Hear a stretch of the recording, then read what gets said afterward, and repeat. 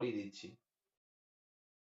এখানে দেখো কি বলেছে যে the gun are fired from a city at intervals of 10 minutes and a train was approaching the city with a speed of 72 km per hour if sound travel 380 meters per second. At what interval of time the passengers of the train hears two successive sounds? মানেটা বাংলায় বোঝা যাচ্ছে যে একটা জায়গা থেকে, এটা একটা জায়গা যেখান থেকে গান ফায়ার হচ্ছে। তো এখান থেকে this is the position of গান। এখান থেকে গান ফায়ার হলে এখান থেকে দ্য সাউন্ডটা ট্রাভেল করবে কত স্পিডে? 380 মিটার পার সেকেন্ড স্পিডে এটা ট্রাভেল করছে। আবার এই দিক থেকে একটা ট্রেন আসছে, ট্রেন, সেটা এই যে গান যে ফায়ার হচ্ছে সেই দিকে টুয়ার্ড মুভ করছে। স্পিড কত? 72 কিলোমিটার পার আওয়ার, এই স্পিডে মুভ করছে। এবার এই গানটা ফায়ার হচ্ছে যে ইন্টারভেলে, সেটা হচ্ছে 10 মিনিট। তো যদি ট্রেনটা স্টেশনারি হতো, যদি ট্রেনটা মুভ না করতো, একই জায়গায় থাকতো, তাহলে কি হতো? তাহলে ট্রেনটা যে সাউন্ডটা শুনতে পেত সেটা 10 সেকেন্ড পরেই শুনতে পেত। প্রথম সাউন্ডটা শুনলো, নেক্সট সাউন্ডটা শুনলো, এদের মধ্যে ফায়ারের মধ্যে যেহেতু 10 সেকেন্ডের ডিফারেন্স রয়েছে, 10 মিনিটের ডিফারেন্স রয়েছে, 10 মিনিটের পার্থক্য আছে, তাহলে ট্রেনে বসে লোকটা যখন সেই সাউন্ডটা শুনবে সেও ঠিক 10 মিনিট পরেই পরের সাউন্ডটা শুনতে পেত। কিন্তু যেহেতু ট্রেনটা সামনের দিকে এগিয়ে আসছে, ফলে রিলেটিভ ভেলোসিটি বা আপেক্ষিক বেগ যেটা, সেটা কিন্তু যোগ হয়ে গেছে। মানে ট্রেনের বসে থাকা লোকটার জন্য শব্দের গতিবেগ কিন্তু বেড়ে গেছে।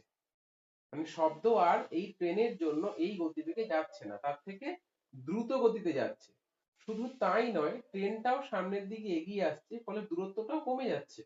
এই সব মিলিয়ে ট্রেনটা কিন্তু আর আগে যে শব্দটা শুনতে পাচ্ছিল আর পরে যে শব্দটা শুনতে পাবে তার মধ্যে আর 10 মিনিটের পার্থক্য তার থাকবে না, সেটা কমে যাবে। এই ব্যাপারটা বোঝা গেছে কিনা, প্রশ্নটা বোঝা গেছে কিনা, সমাধান কি করে করবো আমি পরে বলে দিচ্ছি।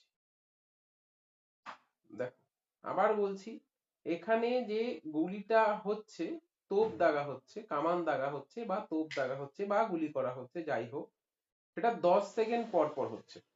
ঠিক আছে? তো time interval of two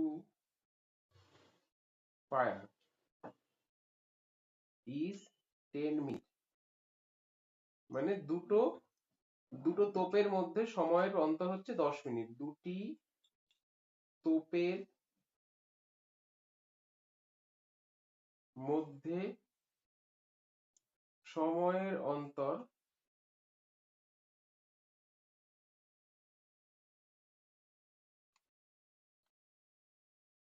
10 minute. এবার এই 10 মিনিটে এই শব্দ কত পথ যেতে পারে সেটা আমরা বের করি। 10 মিনিট মানে আমি যদি এটাকে সেকেন্ডে করি তাহলে 10 গুণ 60 কত সেকেন্ড হয়? 600 সেকেন্ড। 600 সেকেন্ড। আমাদের প্রথমেই দেখতে হবে এই 600 সেকেন্ডে সাউন্ড কতটা ডিস্টেন্স ট্রাভেল করতে পারে, মানে কত দূর পর্যন্ত এই সাউন্ডটা যেতে পারে। সাউন্ড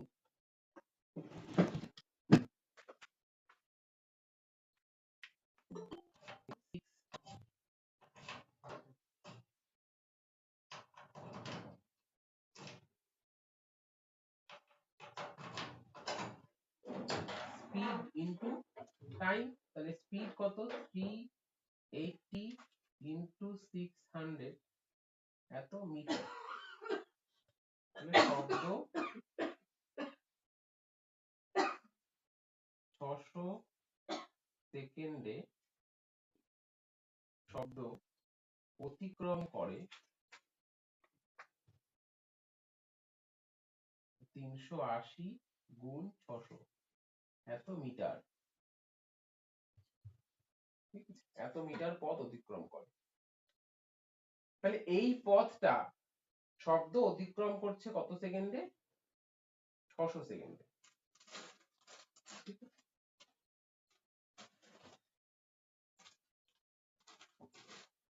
মানে 10 মিনিট। কিন্তু দেখো ট্রেন আর শব্দ দুজনা মিলে এই পথটা যদি যায় তাহলে কম সময় লাগবে।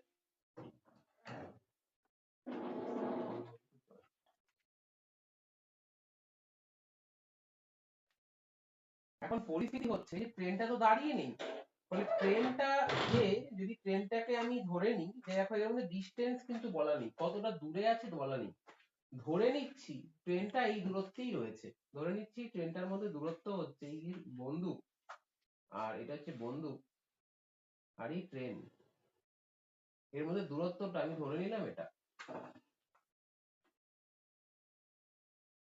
অ্যানসারটা বলবো? বলো কত এসছে? আচ্ছা 9.47 minutes or 9 minute 28 second. 9 minute 28 second. আচ্ছা 9 মিনিট 28, 9 মিনিট 30, 9 মিনিট 20। তাহলে ট্রেন ও শব্দের আপেক্ষিক বেগ এই 400 মিটার পার সেকেন্ড হবে। এটাই এখান থেকে এসছে, বাংলায় লিখলাম। তাহলে এখন দেখো আমাকে বের করতে হবে যে এই যে দূরত্বটা আছে, এই যে এই দূরত্বটা এই গতিবেগে পারতে কত সময় লাগবে, যত সময় আছে ততক্ষণ পরেই ট্রেনের শব্দটা শোনা যাবে। তাহলে সুতরাং 400 মিটার পার সেকেন্ড বেগে, আচ্ছা এটা আমি যদি এখান থেকে বের করে রাখি কত আসছে, এটা 0.008 22 228 মিটার, 22,228,000 বেগে এই 228,000 মিটার যেতে সময় লাগবে, কত সময় লাগবে? সময় সমান সমান দূরত্ব বাই গতিবেগ, দূরত্ব এটা বাই গতিবেগ,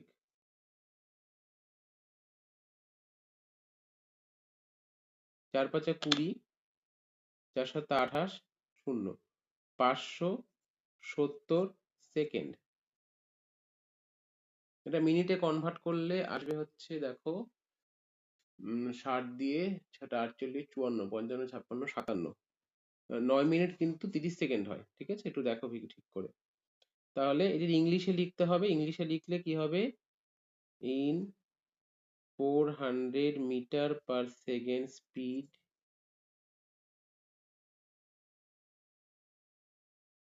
two cover the distance 228,000 meter, time taken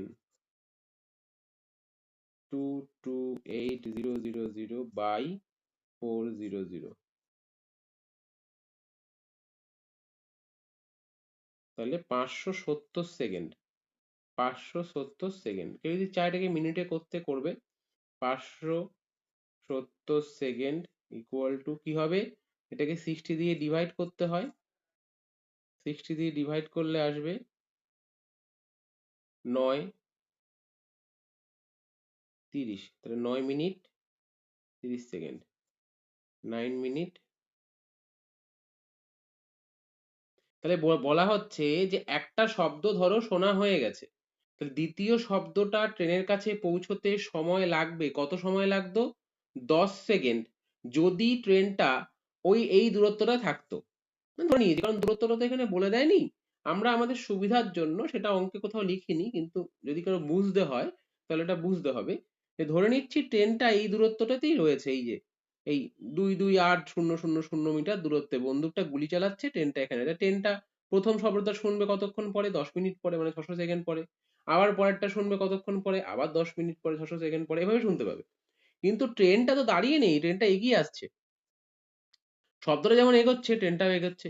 মানে ট্রেনটার এই শব্দটা শুনতে তখন আর 10 মিনিট সময় না লেগে কতক্ষণ সময় লাগছে? 9 মিনিট 30 সেকেন্ড সময় লাগছে। ব্যাপারটা যদি কারো কাছে মনে হয় বড় অদ্ভুত যে স্যার, হ্যাঁ এরকম ট্রেনটা এখানে তো নেই, ট্রেনটা তো অনেক দূরে আছে। আমি আমি এরকম বলি ছেলেদের বোঝার জন্য, যদি কারো বুঝতে ইচ্ছা হয়। দেখো অঙ্কটা বোঝা গেছে কি করেছি। যদি ব্যাপারটা বুঝতে হয় তাহলে এরকম হয় যে ধরো বন্দুকটা অনেক দূরে আছে আর ট্রেনটা এখানে আছে। ট্রেনটা যদি এরকম স্থির দাঁড়িয়ে থাকে তাহলে এরকম শব্দগুলো পরপর আসবে। মানে ঢস করে শব্দ হয়েছে, আবার ঢস করে শব্দ হয়েছে, এদের মাঝে ডিস্টেন্স কত? দুটো গুলির শব্দের মাঝে ডিস্টেন্স কত? দেখো এইটা কিন্তু এই ডিস্টেন্সটা, এই যে 300 ইন্টু 600, মানে এইটা 380 গুণ 600, এই ডিস্টেন্সটা কিন্তু 380 গুণ 600 মিটার।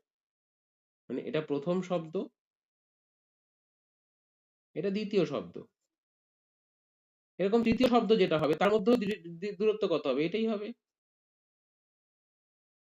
এটা তৃতীয় শব্দ।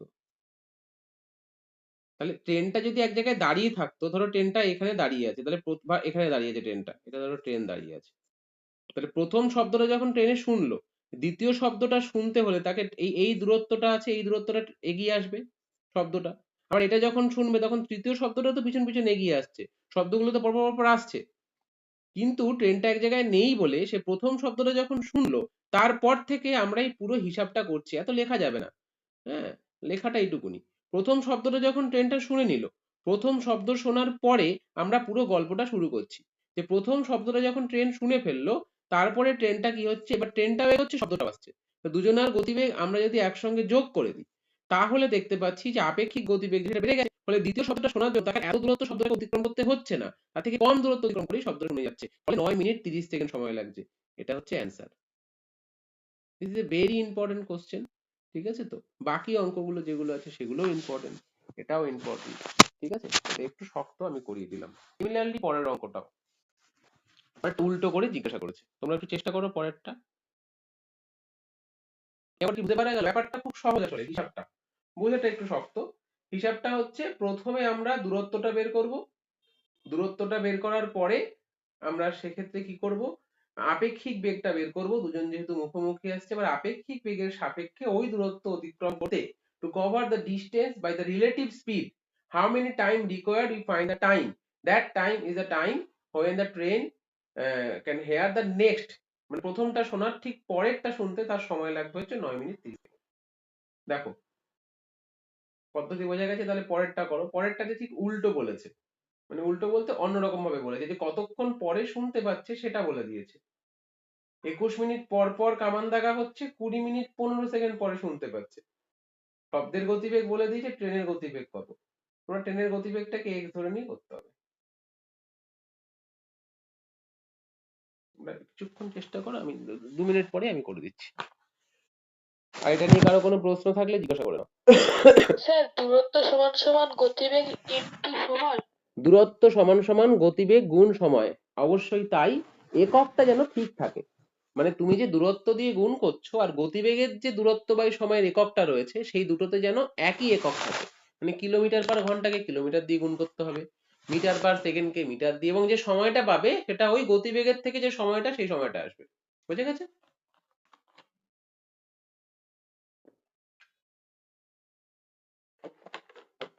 আহ আহ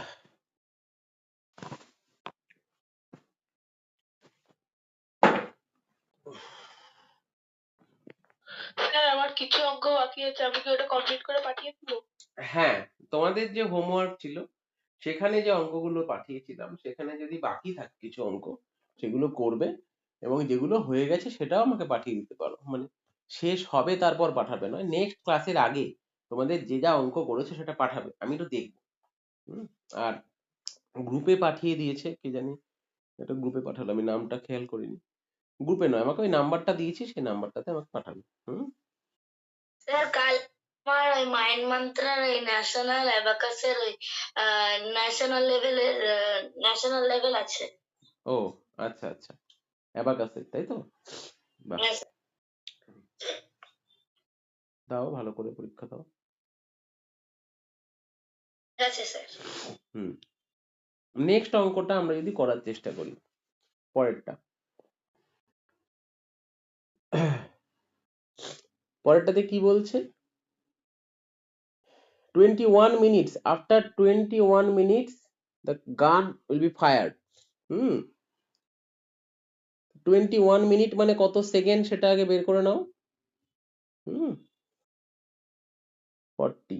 আচ্ছা, কোশ্চেনটা আমি কপি করে নিই, নাহলে দেখতে পাবো না, তুমি নিচে নিচে।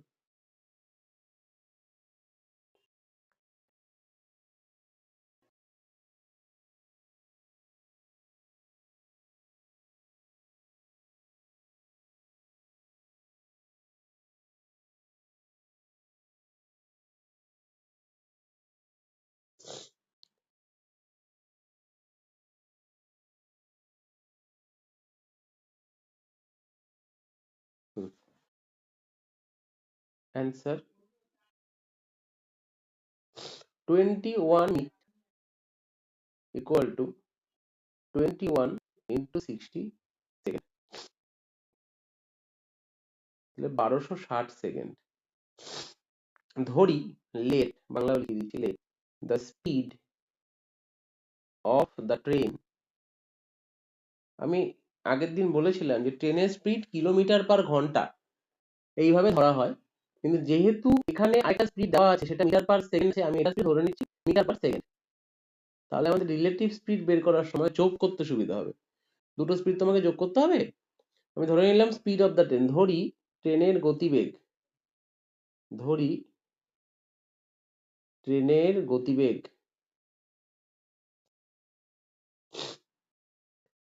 x metre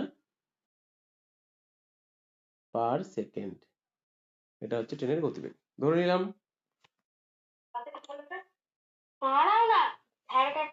mute mute mute করে নাও। হ্যাঁ, কথা বলার আছে, বলে নাও কি কথা, বলো কি কথা আছে। স্যার আমি তো ইংলিশ মিডিয়ামের পরীক্ষা দেব, তাহলে স্যার এগুলো বাংলায় টুকবো? না, শুধু ইংলিশটা টুকবে। দেখো আমি দুটো করে লাইন লেখাচ্ছি, একবার ইংলিশে লিখছি একবার বাংলায় লিখছি, তুমি ইংলিশটাকে ফলো করো। দেখো কোশ্চেনও ইংলিশে দেওয়া আছে, ওকে স্যার। দুটো করে, আমাকে তো দুটো মিডিয়াম একসাথে পড়াতে হচ্ছে, তাই বলছি তুমি ইংলিশটা ফলো করবে, বাংলাটা দেখার দরকার নেই, বিষয়টা বুঝবে। আর ইংলিশে যেগুলো লিখছি সেগুলো তুমি টুক করবে। তাহলে ট্রেনের গতিবেগ কত? What is the speed of the train? x kilometre per second. the দূরত্ব কত? the distance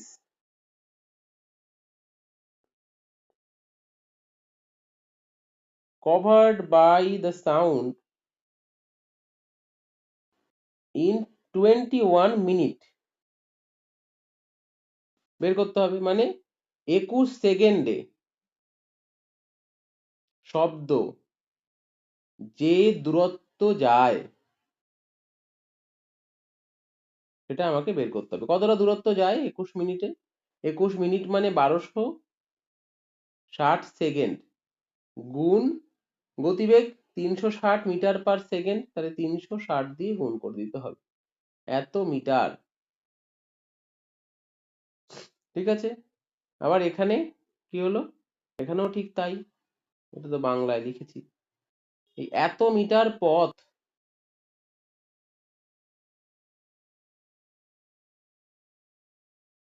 এত মিটার পথ শব্দ যায়। এবার এই পথটা আগের অঙ্কটার মতনই, এই পথটা ট্রেনটাকে কি করতে হবে? তার আপেক্ষিক বেগে কভার করতে হবে। যে সময় নেয় সেটাই হচ্ছে শব্দ শোনার। শব্দ শুনতে সময় লেগেছে 20 মিনিট 15 সেকেন্ড।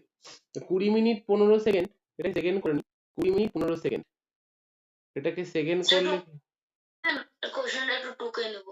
হ্যাঁ, না টোকো।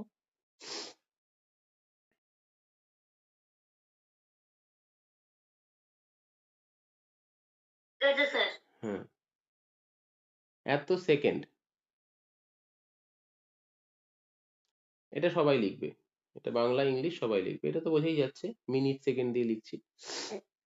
তাহলে এখানে 1 2 1 5 সেকেন্ড। তাহলে এই এত সেকেন্ড, তাহলে কি হলো, এই সময়টা লাগছে শব্দের যেতে, সে যাচ্ছে এই দূরত্বটা, কিন্তু এই দূরত্বটা আপেক্ষিক বেগে যখন আসবে তখন সময় লাগবে এই কম সময়টা। তাই আপেক্ষিক বেগ, the relative speed of train and sound কি হবে, যোগ, কি যোগ, 360 360 plus x metre per second. Train বাংলায় লিখলে কি হবে, ট্রেন ও শব্দের আপেক্ষিক গতিবেগ 360 plus x metre per second. তাহলে দেখো মূল বিষয়গুলো কি হচ্ছে, মূল বিষয় হচ্ছে এই দূরত্বটা, যে দূরত্বটা ট্রেনটাকে যেতে হবে, কিভাবে, ট্রেনের গতিবেগ আর শব্দের গতিবেগ মিলে। তাহলে এই গতিবেগে এই দূরত্ব যেতে যে সময়টা ট্রেনের লেগেছে সে সময়টা হচ্ছে এত। দেখ মূল বিষয়টা এটা, দূরত্বটা ছিল এটা, ঠিক আছে, দূরত্বটা ছিল এটা, কারণ এই দূরত্ব শব্দটা গেছে, মানে দুটো শব্দের ধ্বনির মধ্যে যে দূরত্ব সেটা হচ্ছে এটা, কিন্তু এই দূরত্বটা যখন ট্রেন এগিয়ে আসছে তখন আপেক্ষিক বেগ হচ্ছে এটা, সেই আপেক্ষিক বেগে এইটা মিলিত হতে, এই শব্দের এই দূরত্ব যেতে ট্রেনের আপেক্ষিক বেগ যখন হচ্ছে, মানে ট্রেনের বেগ শব্দের বেগ মিলে এই দূরত্ব যেতে সময় লেগেছে কম, কারণ তার সঙ্গে ট্রেনের বেগ চলেছে। তাহলে এইখান থেকে আমরা সমীকরণ গঠন করব। তাহলে ইংরেজিতে লিখবো এটি কিউ, বাংলায় লিখবো প্রশ্নানুসারে, এটি কিউ, বা লিখবো প্রশ্নানুসারে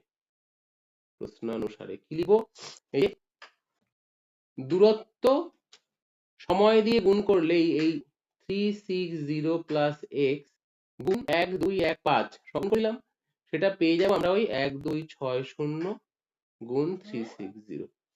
দূরত্বটা, এটা গতিবেগ, এটা গতিবেগ, এটা হচ্ছে গতিবেগ, আর গতিবেগের সঙ্গে এটা হচ্ছে সময়, তাহলে গতিবেগ আর সময় যদি গুণ করে দিই আমরা পাবো কি, দূরত্ব, ঠিক আছে।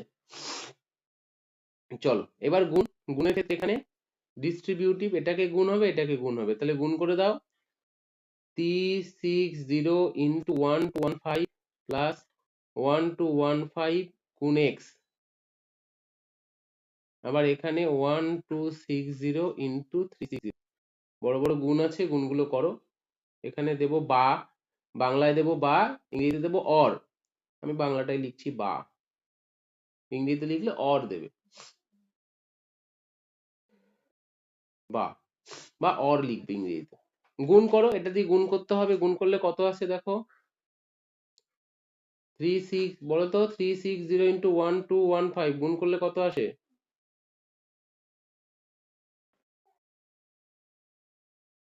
কত, 3635 গুণ, সরি 360 1215, 360 গুণ 1215, তোমরা গুণটা করো, বড় গুণ এসে দেখো 4,37,400, 437,400।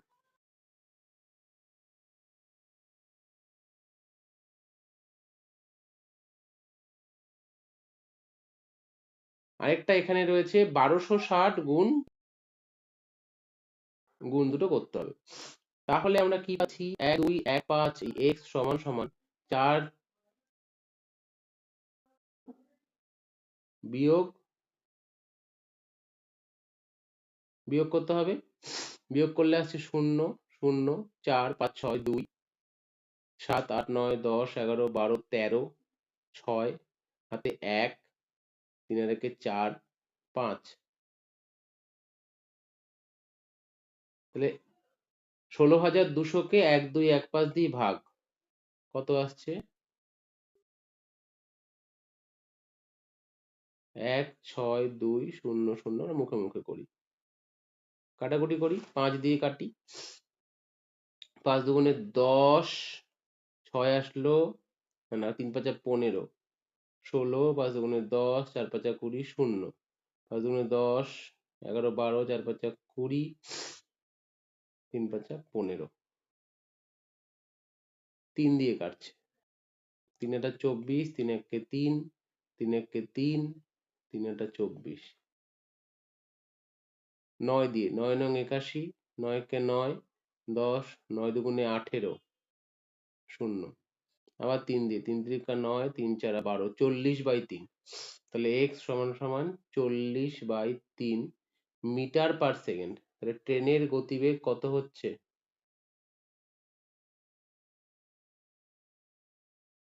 স্যার আমার নেটওয়ার্কের সমস্যা ছিল তাই শুনতে পাইনি স্যার, প্রশ্ন স্যার থেকে আবার একবার বলবেন? আমি আজকের ক্লাসের ভিডিও দিয়ে দেবো, আমি বলে দিচ্ছি আরেকবার, অনেকে ক্লাসে নেই বোধহয় আজকে। আচ্ছা, মিটার পার সেকেন্ডকে যদি আমাদের কিলোমিটার পার ঘন্টা করতে হয় বা কিলোমিটার পার আওয়ার, সেক্ষেত্রে আমাদের গুণ করতে হবে কি দিয়ে বলো? 5/18 দিয়ে, 5/18, সরি 18/5 দিয়ে, 18/5 মনে থাকবে। এটাকে করলে কিলোমিটার পার ঘন্টা হয়ে যাবে। আগেরটাই যখন করেছিলাম তখন দেখো কত ছিল, এই দেখো আগেরটা যখন করলাম তখন গুণ করেছিলাম 5/18 কিলোমিটার থেকে মিটার পার সেকেন্ডে, আর মিটার পার সেকেন্ড থেকে যখন কিলোমিটারে যাচ্ছি তখন 18/5 দিয়ে গুণ করতে হবে।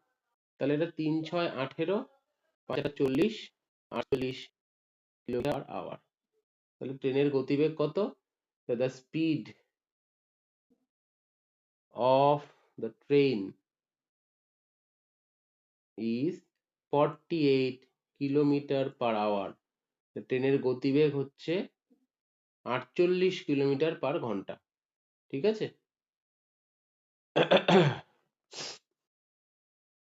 আমি আগের দিনের অঙ্কে তোমাদের ইয়ে দিয়ে দিয়েছিলাম না, উত্তর তো বোধহয় দিয়ে দিয়েছিলাম।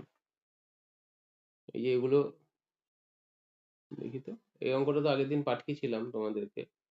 এটা ছিল হচ্ছে কত অঙ্কটা? এই হ্যাঁ 40, স্যার সিটটা দিয়েছিলেন। 40-এর অঙ্কটা, 40-এটার উত্তর কত ছিল দেখি? 48, দেখো 48, দেখেছো? এই যে 40-এটা 48 কিলোমিটার পার ঘন্টা, তাহলে আমার ঠিক আছে উত্তর। হ্যাঁ ঠিক আছে।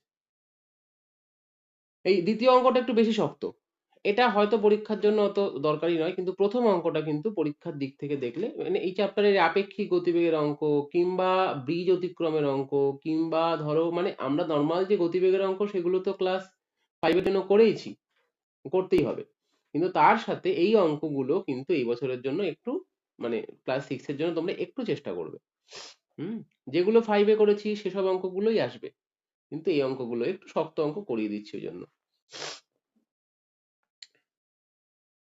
ঠিক আছে, নতুন অঙ্কে যাচ্ছে আজকে আমরা। কি করব? অনুপাতের অঙ্ক করব। ঠিক আছে, অনুপাত।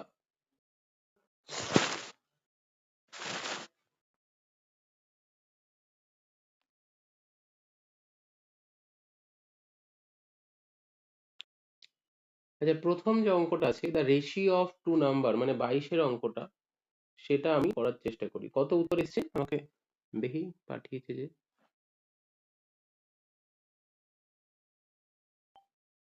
আচ্ছা, নাম্বারস আর 25 and 35, 25 and 35 এসছে ওদের, আমি করি। দ্য নাম্বারস আর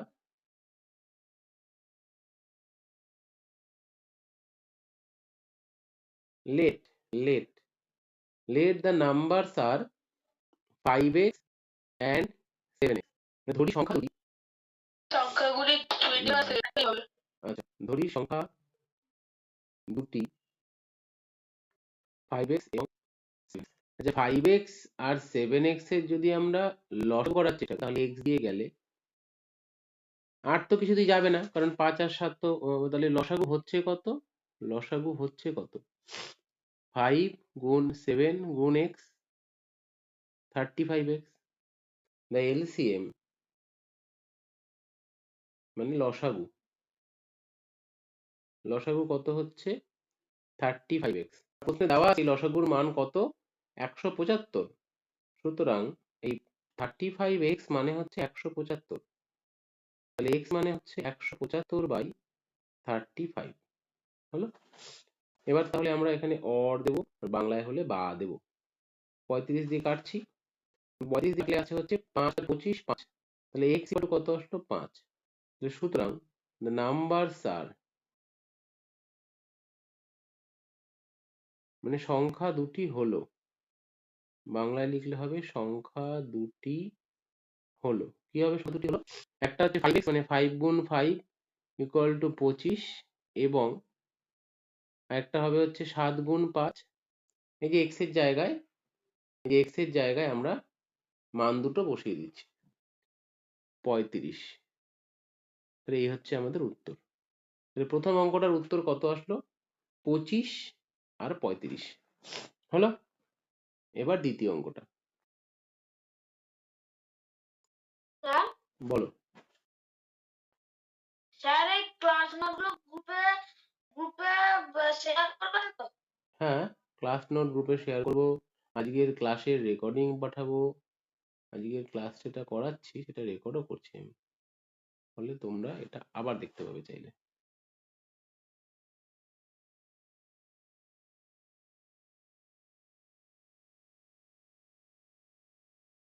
এই 29-এর যে অঙ্কটা, 24-এর যে অঙ্কটা সেটা বলেছে 900 টাকা 900 রুপিস ডিস্ট্রিবিউটেড ইন এবিসি, এবিসির মধ্যে ভাগ করে দেওয়া হয়েছে, যেখানে এ এর টাকার 1/2 অংশ, মানে এ এর 1/2 অংশ, বি এর 1/3 অংশ, আর সি এর 1/4 অংশ এই সমান। বি এর টাকার এটা বলে দিয়েছে, তাহলে আমাদেরকে এখান থেকে এদের অনুপাত বের করতে হবে। আমরা বের করতে পারবো এবিসি এর অনুপাত? এ এর 1/2, বি এর 1/3, সি এর 1/4, এখান থেকে আমাদেরকে বের করতে হবে এবিসি এর অনুপাত। আমরা কি এখান থেকে এবিসি এর অনুপাতটা বের করতে পারবো?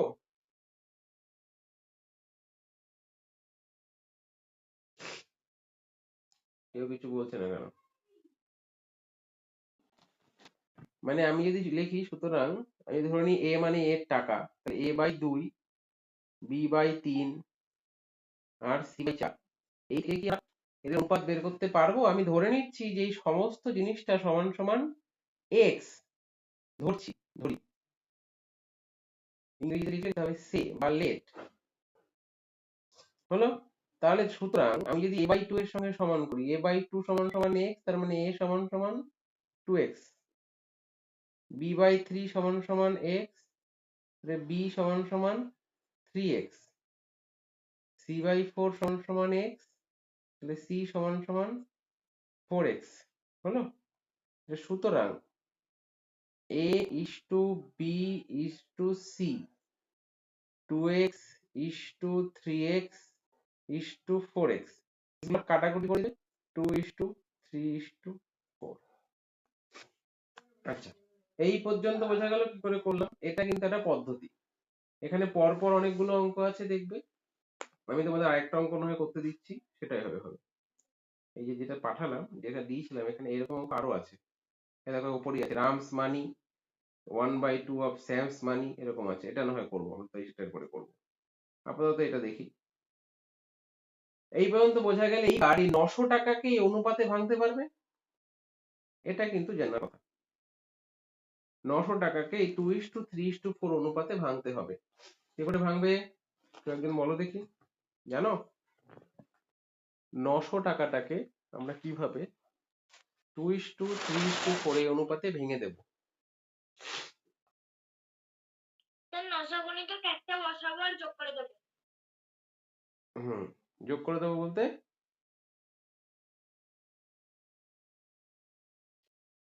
দেখো অনুপাত, হ্যাঁ বলো।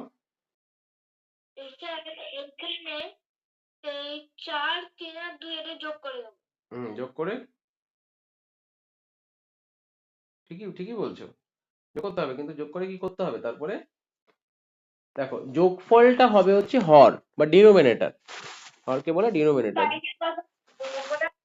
হ্যাঁ, 2 করতে হবে, মানে অনুপাত থেকে ভগ্নাংশ। এই পদ্ধতিটা তোমরা যদি না জানো জেনে নাও, যারা জানে না বা ভুলে গেছে তাদের জন্য নোট করিয়ে দিই। a is to b equal to 2:3 তাহলে দেন তাহলে কি হবে, এ অংশ 2/5 আর বি এর অংশ 3/5, কারণ মোটটা কত 3 + 2। ভগ্নাংশ সবসময় হয় পুরোটার সাপেক্ষে, মনে থাকবে। অনুপাত হচ্ছে আমার এবং তোমার মধ্যে পরিমাপের যে তুলনামূলক আলোচনা। এ আর বি এর মধ্যে হচ্ছে 2:3, মানে এ এর যদি 2 গুণ হয় বি এর তাহলে 3 গুণ।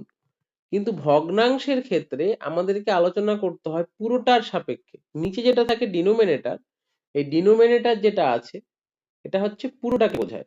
তাই আমরা সব সময় ভগ্নাংশ করার সময় পুরোটাকে যোগ করে নিচে লিখব। এইখানেও আমাদের যদি ধরো ভাঙতে হয় তাহলে এ পুরোটার কত পেয়েছে জানতে হবে। এ পুরো 900টার কত অংশ পেয়েছে, তাহলে এ পেয়েছে পুরোটার 2/, এদের যোগফল কত, এদের যোগফলটা বের করতে হবে। 2 + 3 + 4 কত হলো, 4, 5, 6, 7, 8, 9, 9 ভাগ সম্পূর্ণ।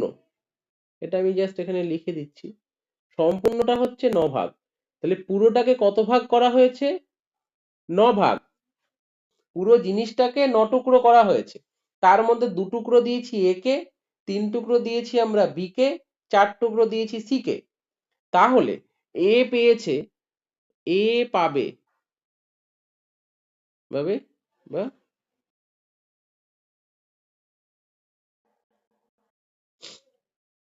এ গট, ঠিক আছে তো, কত পাবে, এই 900 ইন্টু 2/9, কোথা থেকে এসছে, এখান থেকে এসছে, এই 9 হচ্ছে, তাহলে 200 টাকা।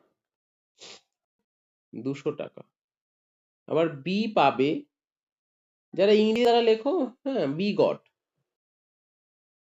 900 গুণ 3/9, 300 টাকা। আর সি গট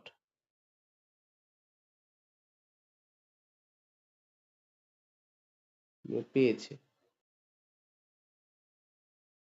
400 টাকা। এইটা হচ্ছে আমাদের উত্তর। বোঝা গেল কিভাবে করতে হয়। যে কোনো অনুপাতে মোট সমষ্টিটাকে ভাঙার জন্য ভগ্নাংশ দিয়ে গুণ করতে হয়, আর সেই ভগ্নাংশটা আমরা পেয়ে যাব কিভাবে, না এরকম মোটটা দিয়ে ভাগ করে। ঠিক আছে, যাবো আমরা পরের অঙ্কে যাই।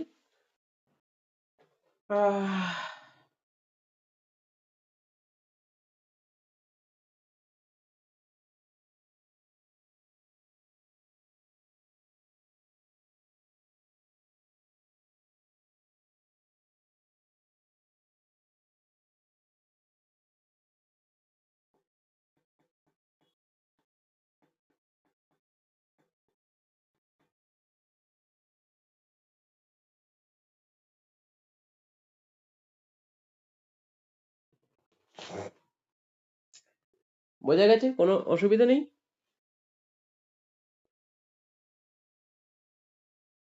চলো নেক্সট অঙ্কে যাচ্ছি। আচ্ছা, নেক্সট অঙ্কটা যাওয়ার আগে এই অঙ্কটা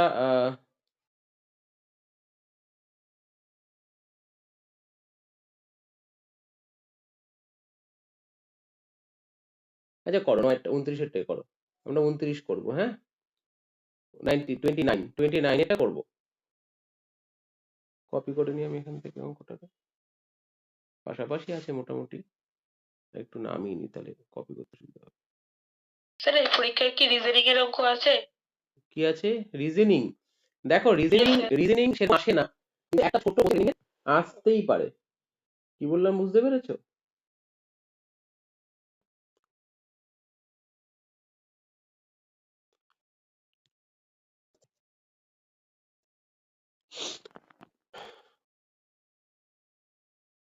প্রথমে এক্স ওয়াই ধরে আমি ওটা করছি, তারপরে আমরা এগুলো ছাড়া করা যায়, আমরা এক্স ধরে করছি, মানে ধরি কলকাতা থেকে বর্ধমান যাচ্ছে, কলকাতা থেকে বর্ধমান গামী ট্রেনের বেগ x কিলোমিটার পার আওয়ার। আর বর্ধমান থেকে কলকাতা গামী ট্রেনের বেগ y কিলোমিটার পার ঘন্টা। ইংরেজিতে লিখতে পারি let the speed of the train from Kolkata to Bardhaman is x kilometer per hour.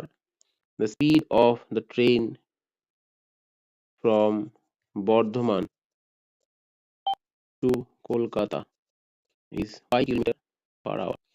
যদি ছবি আঁকি তাহলে এইটা হচ্ছে বর্ধমান, কলকাতা মানে কলকাতা,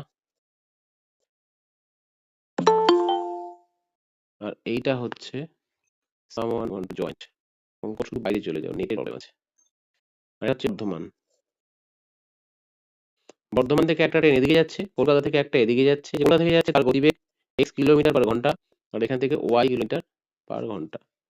কোথাও এসে তারা একটা মিট করেছে, ঠিক আছে তো? কোথাও এসে তারা মিট করেছে, মিট করার পরে 4 ঘন্টা ও 9 ঘন্টায় তারা গন্তব্যস্থলে পৌঁছায়। তাই এ পৌঁছালো, আচ্ছা কলকাতা থেকে যে বর্ধমানে যাচ্ছে সে 4 ঘন্টা এটা পৌঁছেছে, 4 ঘন্টা, কত 4 আওয়ার্স। এই কত 4 ঘন্টায়, স্পিড কত ছিল x কিলোমিটার পার আওয়ার। দেখো তো বুঝতে পারছো কিনা। এই ট্রেনটা এখানে এসে মিলিত হয়েছে, the meet, and after the meeting he covered the remaining distance in the speed x kilometer per hour in 4 hour. সে মিলিত হওয়ার পরে বাকি রাস্তাটা বর্ধমানের দিকে যে গেছে তাতে তার সময় লেগেছে 4 ঘন্টা x কিলোমিটার পার আওয়ার। আর এই লোক এখান থেকে এসছে, এখান থেকে এই যে এটা এসে মিলিত হওয়ার পরে বাকি রাস্তাটা গেছে বর্ধমান থেকে, অপর ট্রেনটি বর্ধমান থেকে কলকাতার উদ্দেশ্যে, সে মিলিত হওয়ার পরে 9 ঘন্টায় এই দূরত্বটাকে, তার গতিবেগ ছিল y কিলোমিটার পার ঘন্টা। তাহলে উত্তরটা দেখ, তাহলে ইন 4 আওয়ার্স ট্রেন কলকাতা থেকে টু বর্ধমান, এই যে ট্রেন গোজ কত 4 into x, so 4x kilometre. 4 ঘন্টায় ট্রেনটি যায় কতটায় 4x কিলোমিটার, 4x কিলোমিটার। আবার in 9 hours the train কোথায় বর্ধমান টু কলকাতা,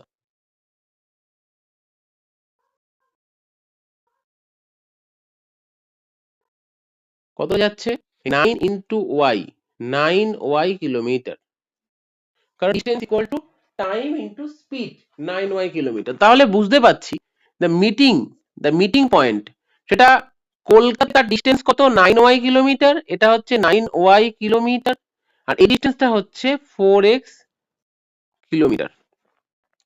ওকে, তো 9 ঘন্টায়, দেখো এই পর্যন্ত বোঝা গেছে কিনা একটু বলে নাও। 9 ঘন্টায় ট্রেনটি যায় 9y কিলোমিটার।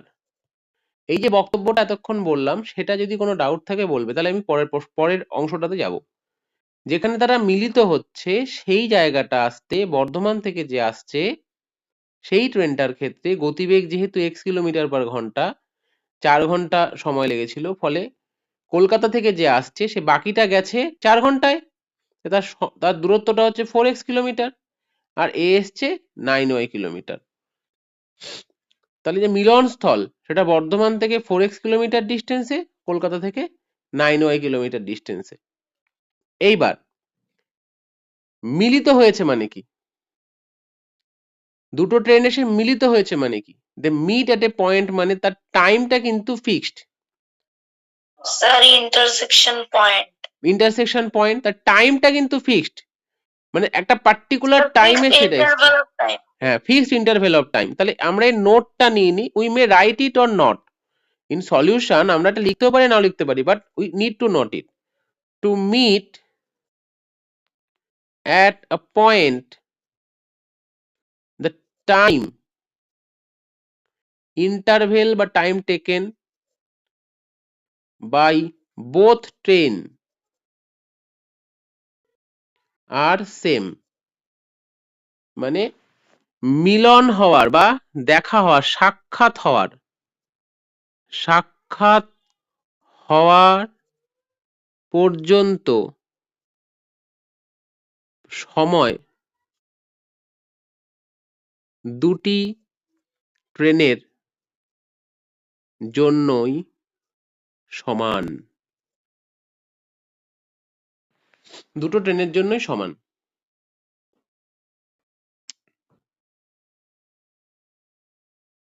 তাহলে একটা জিনিস খেয়াল কর, এই বর্ধমান থেকে যে আসছিল তার ইয়ে ছিল কত?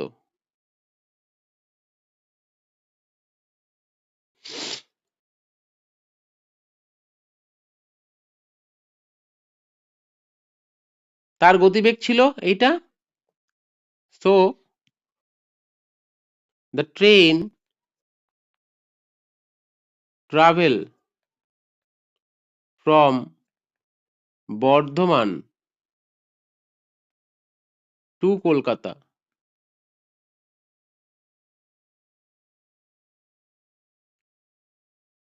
take time to travel 4x kilometre. কত সময় নেয়? এই 4x কিলোমিটার যেতে তার কত সময় লেগেছিল? 4x by y hour. 4x kilometre যেতে বাংলায় লিখবো 4x কিলোমিটার যেতে এই বর্ধমান থেকে Kolkata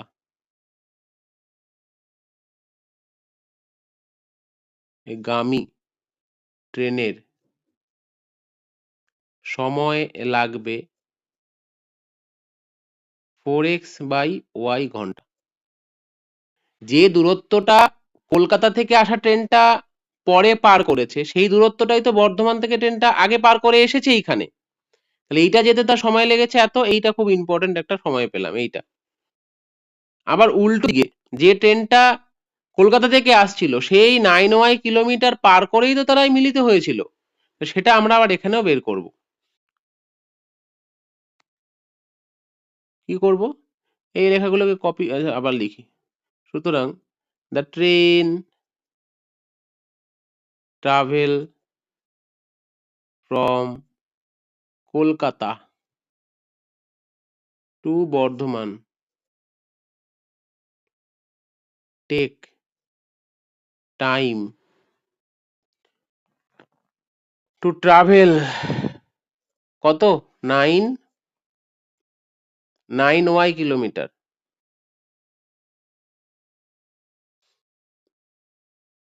9y by x hour. তাহলে বাংলায় লিখলে হবে 9y কিলোমিটার যেতে কলকাতা থেকে বর্ধমান যে যাচ্ছে সেই গামী ট্রেনের সময় লাগে কত? লাগে 9y by x ঘন্টা। তাহলে এই দুটো সময় সমান। আমাদের কথা অনুযায়ী যেহেতু বলেছি ইন্টারভেলটা সমান, সুতরাং এই ট্রেনটা এইটুকুনি যেতে যে সময় নিয়েছে, এই ট্রেনটা যে সময়টা নিয়েছে এখান থেকে এইটুকুনি আসতে সেই সময় নিয়েছে। তাহলে সুতরাং এই 4x by y সমান সমান 9y by x। তাহলে এখান থেকে যদি আমরা কোনাকুনি গুণ করে দিই তাহলে 4x স্কোয়ার 9y স্কোয়ার, তাহলে এখান থেকে চলে আসছে x square by y square সমান সমান 9/4। তাহলে x by y equal to 3/2।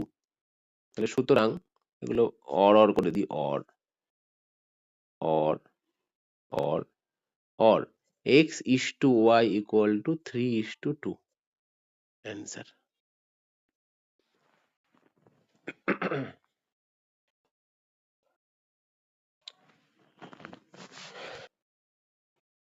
ঠিক আছে,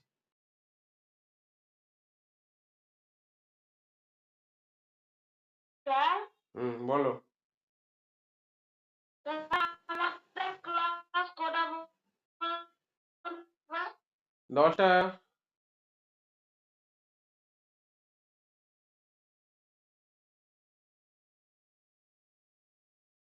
স্যার বলো। একটা ছোট্ট সমীকরণ সাজিয়ে দেন। ছোট্ট সমীকরণ সাজিয়ে দেবেন। আমাকে হোয়াটসঅ্যাপ করবে, আমার যে নাম্বারটা আছে এই নাম্বারে আমাকে হোয়াটসঅ্যাপ করবে, আমি সেখানে রিপ্লাই দেব। আমার যে নিজের নাম্বার, যেখানে হোমওয়ার্ক পাঠাতে বলেছি সে নাম্বারটা নয়, এই নাম্বারে আমাকে কোশ্চেন পাঠাবে। ঠিক আছে, যদি 24 আওয়ার্সে রিপ্লাই না পাও তাহলে আবার কোশ্চেনটাকে একবার পোক করবে। দেখা গেল তুমি সকালে করেছো, রাতের মধ্যে রিপ্লাই পেলে না কোনো কারণে, তাহলে আরেকবার একটু পোক করবে যে স্যার এটা একটুখানি অ্যান্সারটা দিন, দেখবে পেয়ে যাবে। ঠিক আছে,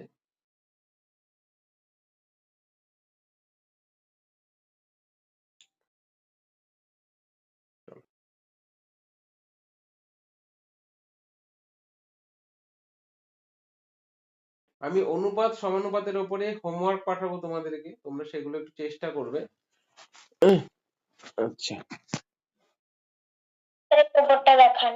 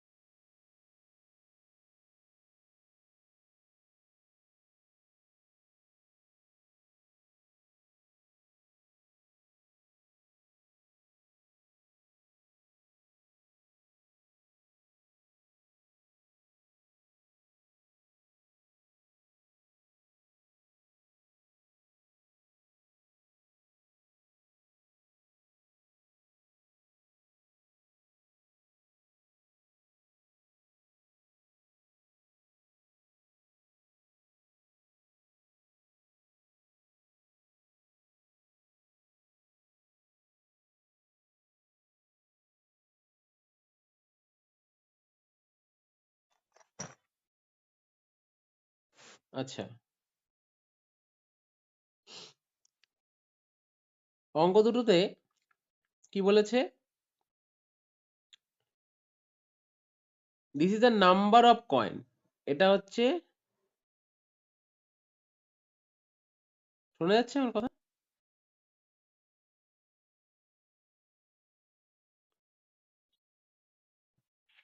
হ্যাঁ স্যার। হুম। এটা হচ্ছে নাম্বার অফ কয়েন, আর এটা হচ্ছে রেশিও অফ দ্য ভ্যালুস। দু রকমের অঙ্ক হয়, কখনো ভ্যালু দিয়ে নাম্বার অফ কয়েনের রেশিও দেয়, কখনো ভ্যালুর রেশিও দিয়ে নাম্বার অফ কয়েন, মানে ডিরেক্ট দেওয়া থাকে না। এতক্ষণ এই আগের অঙ্কটা করেছিলাম যে গার্লস আর বয়েজ এর রেশিও দিয়েছে, টোটাল দিয়েছে, সেটাকে আমরা মানে 13 বাই টোটাল যোগ করে করেছিলাম। এখানে সেটা করলে হবে না, আমাকে প্রথমে ভ্যালুর যে ইয়েটা সেটাকে বের করে নিতে লাগবে। ঠিক আছে তো, দেখো একটা কয়েন মানে হচ্ছে one value, the value of one one rupee is equal to 1 the value of 250 pice equal to 1, the value of 425 pice equal to rupees 1। এটা মেন যে ভ্যালুর সাথে নাম্বারের পার্থক্য আছে। একটা 1 রুপিজের ভ্যালু 1, বাট নাম্বারের দিক থেকে 1 টাকা যদি দাম হয় সেক্ষেত্রে দুটো থাকে। তাহলে এখানে যে 13 বলছে, তাহলে 13 মানে 13 নাম্বার অফ কয়েন 13, বাট 11 মানে নাম্বার অফ কয়েন কত 22, আর 7 মানে নাম্বার অফ কয়েন কত 28। বোঝা গেছে?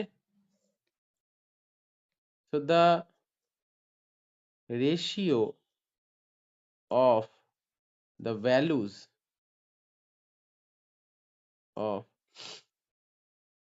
1 rupee, 50 paise and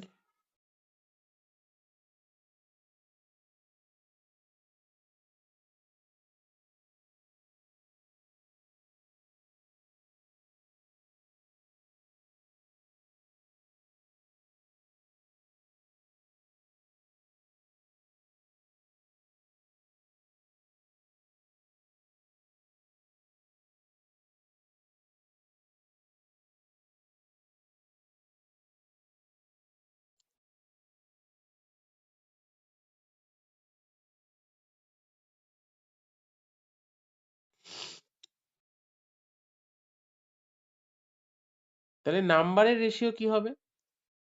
13 থাকলো, বাট এটা হয়ে যাবে ডাবল, আর এটা হয়ে যাবে 4 টাইমস।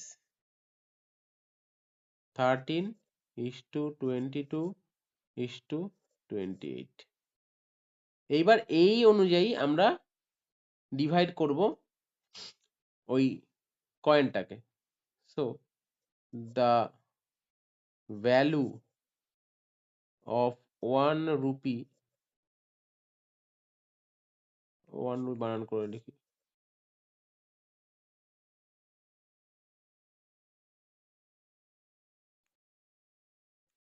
1 rupee coin. আচ্ছা বাংলায় লেখা দরকার ছিল তো, আমি তো সব ইংরেজিতে লিখে দিচ্ছি। আচ্ছা বাংলায় লিখলে বাংলাটা লিখে দিচ্ছি এখান দিয়ে, বাংলাটা এখান দিয়ে লিখে দিচ্ছি নিচে দিয়ে।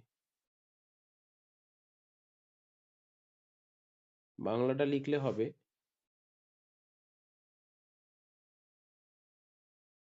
মূল্যের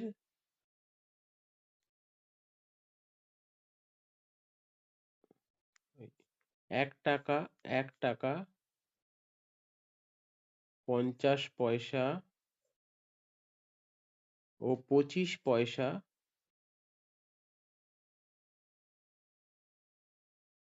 25 পয়সার মুদ্রার সংখ্যা নয়, এটা এখনো উত্তর বেরোয়নি। আবার একই রকম এখানেও আবার হবে 25 পয়সার জন্য, এটা হবে 25 পয়সা।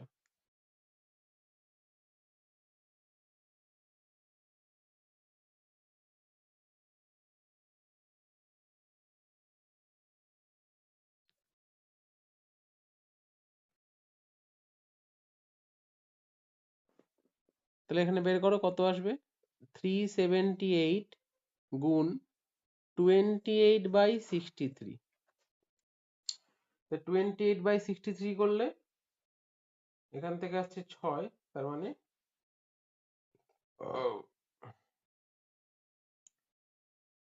168। এগুলো হচ্ছে মূল্য। দেখো মোট 378 টাকার মধ্যে 52 টাকা আছে 1 টাকায় কয়েনে, 132 টাকা আছে 50 পয়সার কয়েনে, আর 168 টাকা আছে 25 পয়সার কয়েনে। এই হচ্ছে আমরা পেলাম।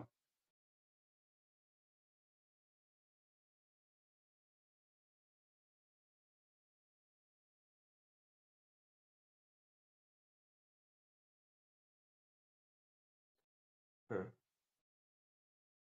the box there are এত coins, ও এটা সরি, এটা মূল্যের হবে না, এটা হচ্ছে পরিমাণ।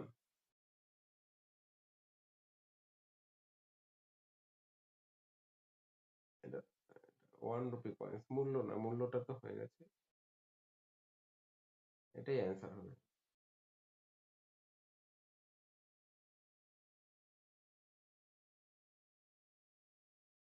৳1 মুদ্রার পরিমাণ, ঠিক আছে।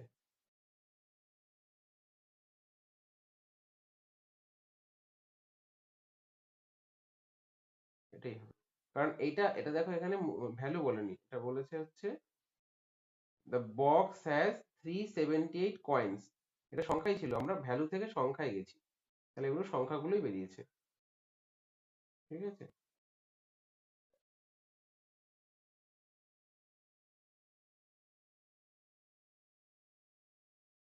ঠিক করে নাও এটা,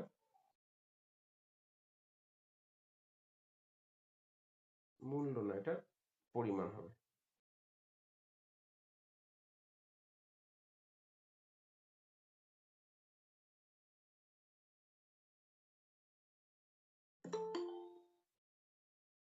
আবার এখন জয়েন করে,